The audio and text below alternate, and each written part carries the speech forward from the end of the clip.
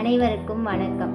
தமிழ் சான்றோர்கள் பற்றிய தகவல்களில் இன்று கிருஷ்ணராயபுரம் வாசுதேவ ஜெகநாதன் அவர்களை பற்றிய தகவல்களை பார்க்கலாம். கிருஷ்ணராயபுரம் வாசுதேவ ஜெகநாதன் அவர்கள் 1906 ஏப்ரல் 11 பிறந்துள்ளார். இவர் நவம்பர் 4 1988 இயற்கை எய்தியுள்ளார். இவர் தமிழ் இதழாளர், கவிஞர், எழுத்தாளர், நாட்டுப்புறவியலாளர். இவர் தமிழறிஞர் உ.வே. சாமிநாத ஐயரின் மாணவர் ஆவார். கலைமகள் இதழின் ஆசிரியராகவும் இவர் பணியாற்றியுள்ளார். 1967 இவரது வீரர் உலகம் என்னும் நூலுக்காக சாகித்ய அகாடமி விருது வழங்கப்பட்டது. கம்பன் கழகம் இவர் நினைவாக இன்றும் பரிசு வழங்கி வருகிறது.